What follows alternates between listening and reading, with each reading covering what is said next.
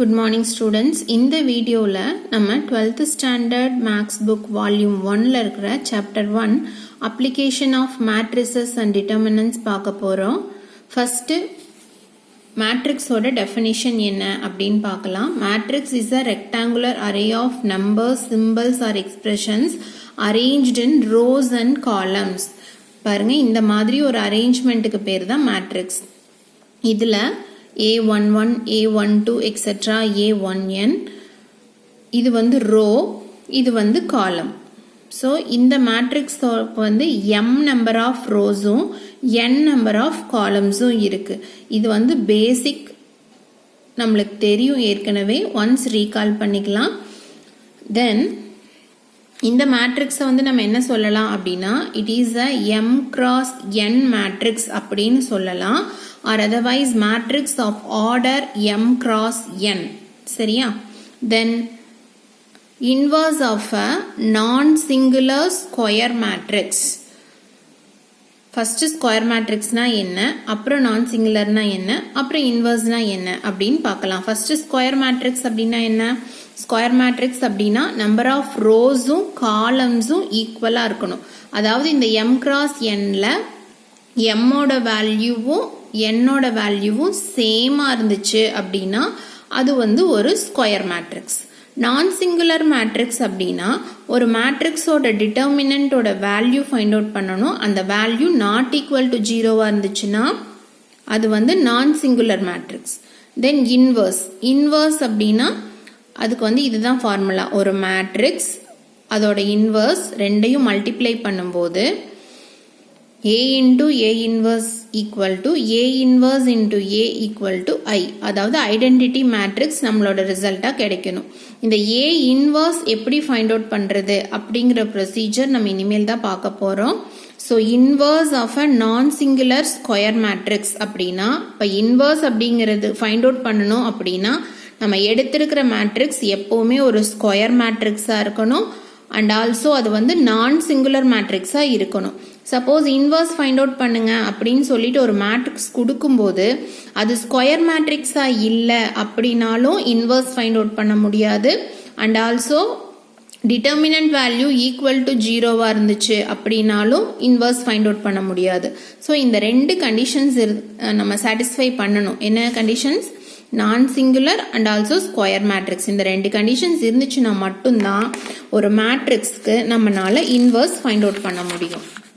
பாருங்க, அட்ஜாயிண்ட் ஓட டெஃபினிஷன் என்னன்னு பார்க்கறதுக்கு முன்னாடி ஒரு எக்ஸாம்பிள் பார்க்கலாம். எக்ஸாம்பிள் மூலமா நம்ம அண்டர்ஸ்டாண்ட் பண்ணிக்கிட்டோம் அப்படின்னா டெஃபினிஷன் ரொம்பவே ஈஸியா இருக்கும். இந்த டேர்முக்கு அட்ஜாயிண்ட் ஃபைண்ட் அவுட் பண்ணணும். அட்ஜாயிண்ட் ஃபைண்ட் அவுட் பண்ணணும் அப்படின்னா இந்த 8 அப்படிங்கிற எலிமெண்ட் இருக்கிற பிளேஸ்ல நம்ம இந்த டேர்மை மல்டிப்ளை பண்ணணும். அதாவது 8 இருக்கிற ரோவையும் காலமையும், இந்த ரோ இந்த காலம் இது ரெண்டையும் விட்டுட்டு ரிமைனிங் டேர்ம் இந்த கோஃபேக்டரை மல்டிப்ளை பண்ணணும். பாருங்க, 7 3s are 21 minus 4 into 4 16.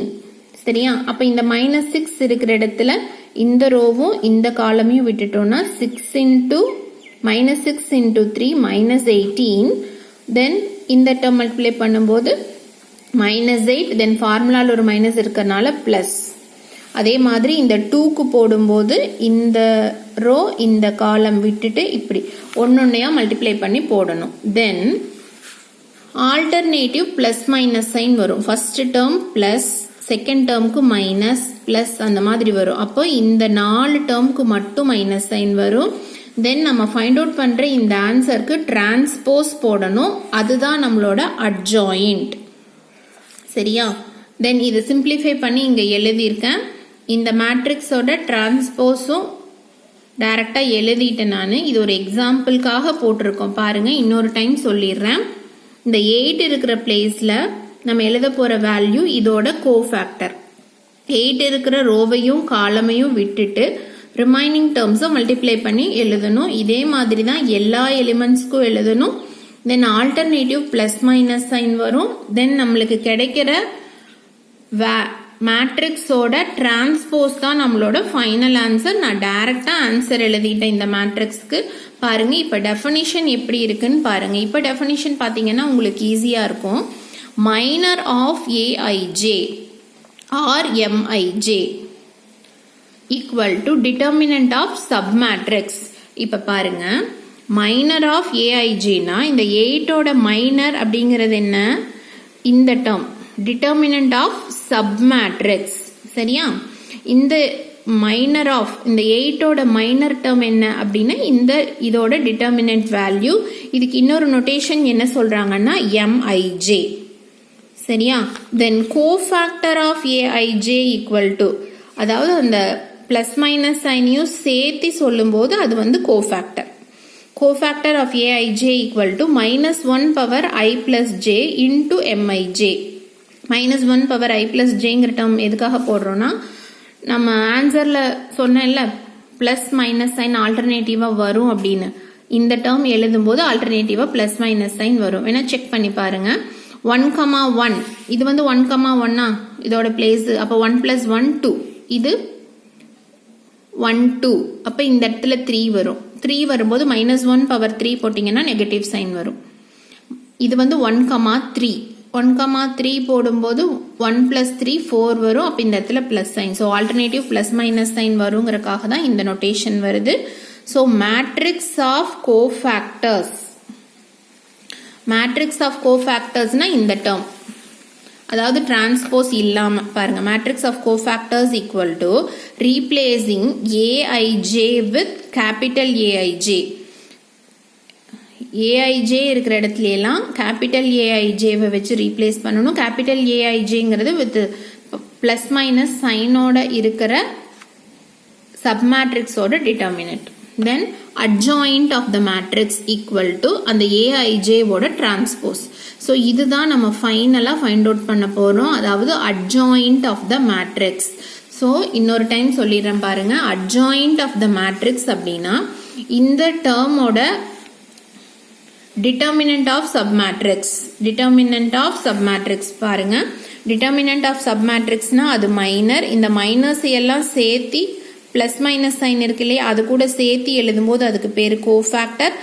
இந்த மேட்ரிக்ஸ் ஆஃப் கோஃபேக்டர்ஸ் அப்படிங்கறத வந்து ஏஐஜேங்கிற நோட்டேஷன் வச்சு நம்ம டினோட் பண்றோம். தென் அதுக்கு டிரான்ஸ்போஸ் எடுத்தோம் அப்படின்னா நம்மளுக்கு கிடைக்கிறது வந்து adjoint. இப்போ வந்து adjointனா என்னன்னு பார்த்துட்டோம். அடுத்தது inverse. Inverse of the square matrix அப்படின்னா அதோட டெஃபினிஷன் இது. AB equal to BA equal to IN.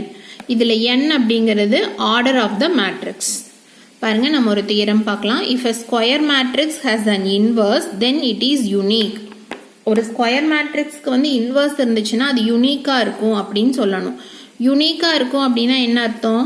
ஒரு ஸ்கொயர் மேட்ரிக்ஸுக்கு ஒரே ஒரு இன்வர்ஸ் மேட்ரிக்ஸ் தான் ஃபைண்ட் அவுட் பண்ண முடியும். பாருங்க, let A be a square matrix of order n அப்படின்னு எடுத்துக்கிறோம், such that the inverse of A exist. inverse இருக்குது அப்படின்னு எடுத்துக்கிறோம். inverse இருக்குது அப்படின்னு எடுத்துக்கிட்டு அது யூனிக்னு ப்ரூஃப் பண்ணணும். சப்போஸ் யூனிக் இல்லை அப்படின்னா 2 டேர்ம் இன்வர்ஸ் இருக்குன்னு எடுத்துக்கலாம். if possible let there be 2 inverses B and C of A, then by definition so A inverse இருந்துச்சு அப்படின்னா அதோட டெஃபினிஷன் என்ன? AB equal to BA equal to IN. IN அப்படிங்கிறது identity matrix of order n. Similarly சிக்கு definition use பண்ணும்போது இதுல பர்டிகுலரா சியை மட்டும் நம்ம எடுத்துக்கிறோம். சிங்கிற மேட்ரிக்ஸ் கூட ஐடென்டிட்டி மேட்ரிக்ஸை மல்டிப்ளை பண்ணாலும் சிங்கிறது தான் ரிசல்ட்டா கிடைக்கும். அதனால C equal to C into IN. இந்த ஐஎன் இருக்கிற இடத்துல நான் ஏபி ரீப்ளேஸ் பண்றேன். தென் பிராக்கெட் டேர்ம்ஸை சேஞ்ச் பண்ணி எழுதுறோம். சேஞ்ச் பண்ணி எழுதிட்டு சிஏ இருக்கிற இடத்துல என்ன போடலாம் அப்படின்னா ஐஎன் போடலாம். அப்ப ஐஎன் இன்டு பி அப்படின்னா பி தான் ரிசல்ட். ஸோ இதுல இருந்து நம்மளுக்கு என்ன கிடைக்குதுன்னா சி ஈக்குவல் டு பி அப்படிங்கிற ரிசல்ட் கிடைக்குது. Hence the inverse of the matrix is unique. 2 inverse இருக்குன்னு எடுத்துக்கிட்டோம் பி அண்ட் சி. ஆனா ஃபைனலா என்ன ப்ரூஃப் பண்ணிருக்கோம்? இன்வர்ஸ் வந்து யூனிக் அப்படின்னு ப்ரூஃப் பண்ணிட்டோம். சரியா? தென் அடுத்த theorem. Let A be a square matrix of order n, then A inverse exists if and only if A is non-singular. So, A inverse எப்போ கிடைக்கும் அப்படின்னா நான் சிங்குலராக இருந்தால் மட்டும்தான் A இன்வர்ஸ் ஃபைண்ட் அவுட் பண்ண முடியும் அப்படின்னு நம்ம ப்ரூஃப் பண்ணணும். இஃப் அண்ட் ஒன்லி இஃப் அப்படிங்கிறதுனால இந்த டேர்ம் எடுத்துட்டு இது ப்ரூஃப் பண்ணணும். சிமிலர்லி இதை அஷ்யூம் பண்ணிட்டு இதை ப்ரூஃப் பண்ணணும். ஃபர்ஸ்ட் நம்ம A இன்வர்ஸ் எக்ஸிஸ்ட் அப்படின்னு அஷ்யூம் பண்ணிக்கிறோம். Suppose A inverse exist, A inverse exist ஆச்சுன்னா நம்மளோட ரிசல்ட் என்ன? A into A inverse equal to A inverse into A equal to I. By product rule of determinants, அதாவது எல்லா பக்கம் டிட்டர்மினண்டால மல்டிப்ளை பண்ணுறோம். Determinant of A inverse equal to determinant உள்ள கொண்டுட்டு வந்தோம்னா determinant of A into determinant of A inverse. Then நம்ம places change பண்ணி எழுதுகிறோம். தென் இதோட ரிசல்ட் வந்து determinant of IN. Determinant of IN அப்படின்னாலும் நம்மளோட result I. So modulus of determinant of A not equal to 0, அதாவது ஐடென்டிட்டி மேட்ரிக்ஸ் கிடைச்சிருக்குது, அதனால not equal to 0. So determinant value not equal to 0னா it is a non singular matrix. So நம்ம இப்போ வந்து ஒரு பார்ட் ப்ரூஃப் பண்ணிட்டோம், அடுத்த பார்ட் ப்ரூஃப் பண்ணணும். அதுக்கு என்ன அசம்ஷன் எடுத்துக்கணும்? ரிவர்ஸா suppose A is non singular அப்படின்னு அசம்ஷன் எடுத்துக்கணும். நான் சிங்குலர் அப்படின்னா அதோட determinant value not equal to 0. Then we know that by the theorem A into adjoint of A equal to adjoint of A into A equal to determinant of A into IN. So இந்த result வந்து நம்மளுக்கு முதல்லயே தெரியும். இந்த ரிசல்ட்ல வந்து நம்ம dividing by determinant of A போடுறோம். எல்லா சைடுமே டிவைடிங் பை போடுறோம். ஸோ இந்த ரெண்டு சைடும் போடுறோம். இது வந்து எதோட ஃபார்முலா? இன்வர்ஸோட ஃபார்முலாவா? அதாவது B ஈக்குவல் டு, சப்போஸ் இதுக்கு Bன்னு ஒரு நேம் கொடுக்குறோம். அந்த மேட்ரிக்ஸ் Bயோட நோட்டேஷன் இது 1 by modulus of A into adjoint of A such that AB equal to BA equal to IN. எப்போ இந்த மாதிரி எழுதலாம்? Bங்கிறது இன்வர்ஸ் மேட்ரிக்ஸ் ஆயிருந்தா மட்டும்தான் இது எழுத முடியும். ஸோ என்ன சொல்லலாம்? Inverse of A exist and it is given by. So ஏன்னா Bக்கு வந்து இந்த டேர்ம் எடுத்துக்கிட்டோம், இதுதான் வந்து A இன்வர்ஸோட டேர்ம். தென் நம்ம ஒரு ரிமார்க் பார்க்குறோம். The determinant of a singular matrix determinant of a singular matrix 0வா இருந்துச்சு அப்படின்னா சிங்குலர் மேட்ரிக்ஸுக்கு வந்து இன்வர்ஸ் இருக்காது. ஏற்கனவே நம்ம டெஃபினிஷன் பார்க்கும்போதே பார்த்தோம், இன்வர்ஸ் ஃபைண்ட் அவுட் பண்ணணும் அப்படின்னா அந்த மேட்ரிக்ஸ் வந்து நான் சிங்குலர் மேட்ரிக்ஸாக இருக்கணும், அப்போ தான் இன்வர்ஸ் ஃபைண்ட் அவுட் பண்ண முடியும். சப்போஸ் சிங்குலர் மேட்ரிக்ஸாக இருந்துச்சுன்னா நம்மளால இன்வர்ஸ் ஃபைண்ட் அவுட் பண்ண முடியாது. சரியா? தென் ஒரு example, if A equal to இந்த மாதிரி டிஃபைன் பண்ணியிருக்காங்க, இது வந்து நான் சிங்குலர்னு சொல்லியிருக்காங்க. நம்ம இப்போ வந்து A இன்வர்ஸ் ஃபைண்ட் அவுட் பண்ணணும். ஃபர்ஸ்ட் நம்ம அட்ஜாயின்ட் ஃபைண்ட் அவுட் பண்ணிடலாம். By definition of adjoint of A, இதில் வந்து சிம்பிளா 2x2 மேட்ரிக்ஸ்ங்கிறதுனால Aவோட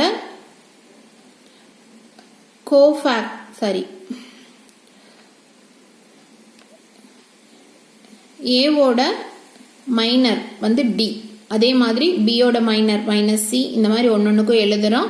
எழுதிட்டு இதுக்கு டிரான்ஸ்போஸ் போட்டோம்னா இதுதான் நம்மளுக்கு ரிசல்ட். தென் ஏங்கிறது நான் சிங்குலர் அப்படிங்கிறதுனால இதோட டிட்டர்மினன்ட் வேல்யூ என்னன்னு ஃபைண்ட் அவுட் பண்றோம். Determinant of A equal to AD minus BC, இந்த வேல்யூவும் not equal to 0.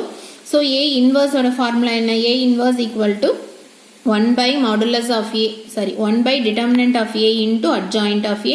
Determinant of A ஓட வேல்யூ இது AD minus BC, adjoint of A ஓட வேல்யூ இது. ஸோ இந்த ரெண்டு வேல்யூவையும் கம்பைன் பண்ணி எழுதிட்டோம் அப்படின்னா இதுதான் வந்து நம்ம ஃபைண்ட் அவுட் பண்ண வேண்டிய A இன்வர்ஸோட வேல்யூ. தென் அடுத்த இன்னொரு example, find the inverse of the matrix. So இந்த மேட்ரிக்ஸுக்கு நம்ம இன்வர்ஸ் ஃபைண்ட் அவுட் பண்ணணும். ஸோ இந்த ப்ராப்ளம் போடுறதுக்கு முன்னாடி இதுக்கு என்ன ரூல் அப்ளை பண்ணணும்னு பார்த்துக்கோங்க. ரூல் இல்லை, இது என்ன மெத்தட். சரியா? என்ன மெத்தட் அப்ளை பண்ணணும்? ஃபர்ஸ்ட் வந்து determinant of A find out பண்ணணும். Determinant of A find out பண்ணிட்டு அந்த வேல்யூ நாட் ஈக்குவல் டு 0வா இருந்தால் மட்டும்தான் A இன்வர்ஸ் எக்ஸிஸ்ட் ஆகும். அப்போ A இன்வர்ஸ் எக்ஸிஸ்ட் ஆகுது அப்படிங்கிறத ஃபர்ஸ்ட் சொல்லிட்டு அப்புறம் A இன்வர்ஸோட ஃபார்முலா இது, இந்த ஃபார்முலாவை அப்ளை பண்ணணும். சரியா? ஃபர்ஸ்ட் வந்து determinant of A find out பண்ணணும். ஃபர்ஸ்ட் இந்த determinant of A find out பண்றோம். இதோட ரிசல்ட் -1 கிடைக்குது. இது நாட் ஈக்குவல் டு 0. அதனால A இன்வர்ஸ் எக்ஸிஸ்ட். ஸோ இந்த ஃபார்முலா அப்ளை பண்ண போகிறோம். அப்ளை பண்ணுறதுக்கு முன்னாடி adjoint of A find out பண்ணிக்கலாம். அட்ஜாயிண்ட் ஆஃப் A எப்படி ஃபைண்ட் அவுட் பண்ணுறதுன்னு இதுக்கு முன்னாடி தான் பார்த்தோம். பாருங்கள், இந்த 2 இருக்கிற பிளேஸில் இதோட மல்டிப்ளிகேஷன் 3 3s are 9 minus 2. அதே மாதிரி ஒரு டேர்முக்கும் எழுதிக்கோங்க. எழுதிட்டு இதோட டிரான்ஸ்போஸ் தான் வந்து நம்மளோட அட்ஜாயிண்ட். ஸோ இதை சிம்பிளிஃபை பண்ணி எழுதிட்டு அதோட டிரான்ஸ்போஸ் எழுதியிருக்கிறேன் நான். தென் ஃபைனலாக இந்த ஃபார்முலாவில் கொண்டுட்டு வந்து அப்ளை பண்ணணும். A inverse equal to 1 by determinant of A into adjoint of A. Determinant of ஏவோட வேல்யூ -1. ஸோ டைரெக்டாக -1ங்கிற டேர்மை உள்ள மல்டிப்ளை பண்ணி ஆன்சர் எழுதியிருக்கேன். இதுதான் வந்து inverse of the matrix A. Thank you students. இந்த வீடியோவில் உங்களுக்கு ஏதாவது டவுட் இருந்துச்சு அப்படின்னா அதை கமெண்ட் செக்ஷனில் சொல்லுங்கள். தேங்க்யூ.